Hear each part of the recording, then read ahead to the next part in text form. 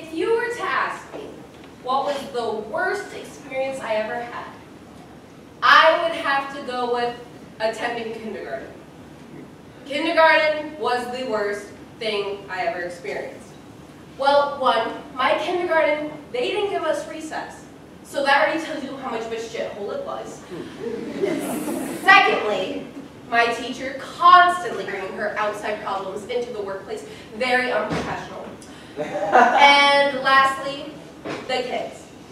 One day, it was a few minutes before dismissal, and our teacher thought it would be a great idea for the students to talk amongst each other, just to kill time.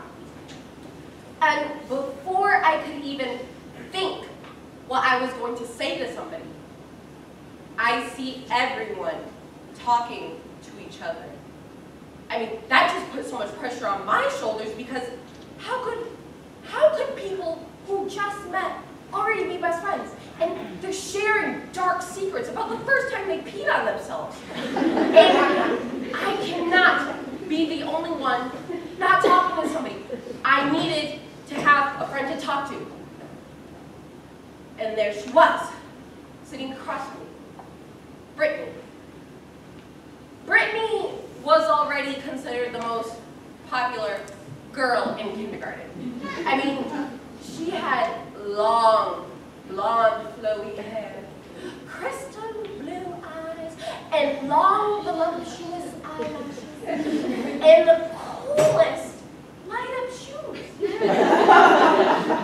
I hated her, but I needed someone to talk to. I overhear Brittany and her friends are talking about playing spies, and I love spies. I watch Totally Spies all the time, and I had these ideas of having a weapon that's a gun and it shoots out ice so you could freeze our enemies.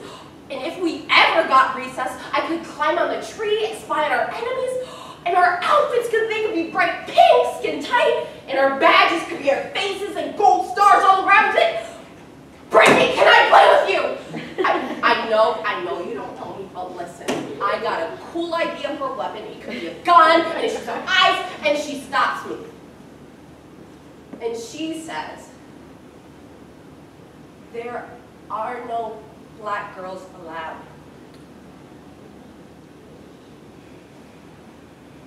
Okay.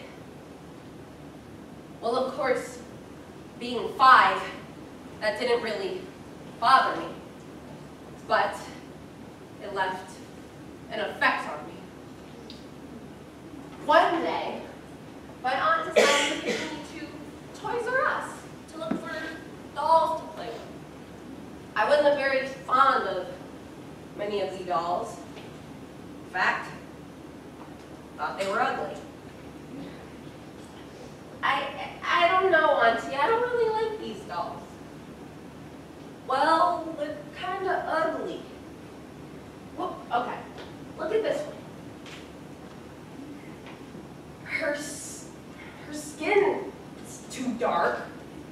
Her hair is nappy. She's just ugly. Well, maybe, if her skin was lighter and her hair was longer, she'd be beautiful. But until then, she's ugly. My aunt was in shock about what I thought about these dolls.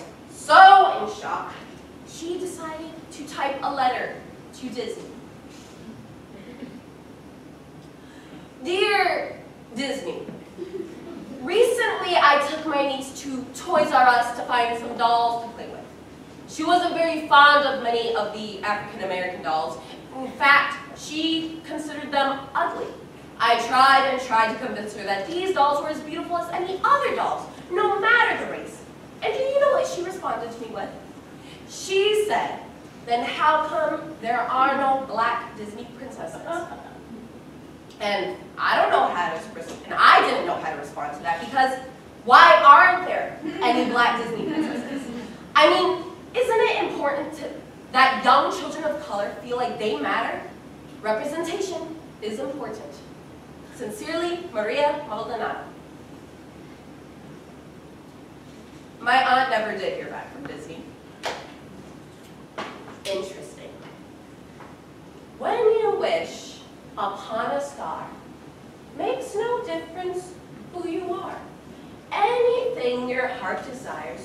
will come to you. How ironic. My freshman year in high school, I decided to go natural. I decided to stop damaging my hair with flat irons and blow dryers and decided to embrace my natural hair. So, here I am, natural. Except, I'm not really natural. I mean, I still have these stringy ends that were once healthy and curly and beautiful.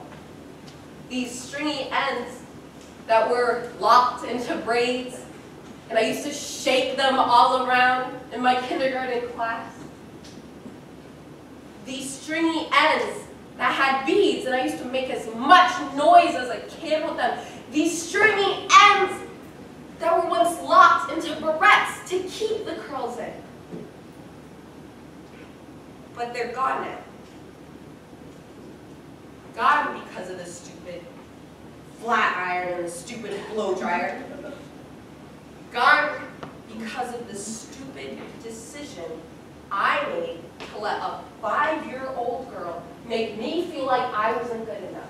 Make me feel like my black wasn't good enough. And I hated myself. For years, I damaged myself. I covered myself because I hated myself.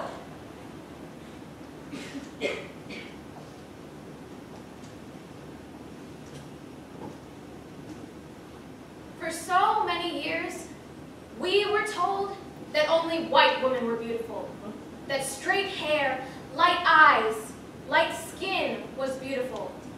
So black women tried everything they could, straighten their hair, lighten their skin, to become more like white women.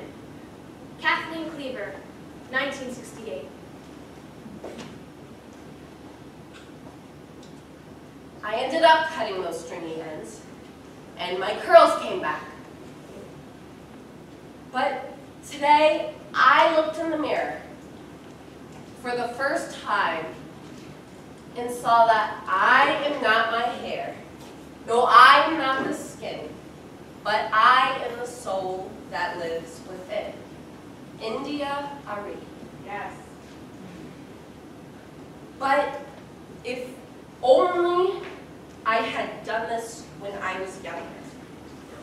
If only I had learned to love myself. If only I had reminded myself that I was young, black, and gifted.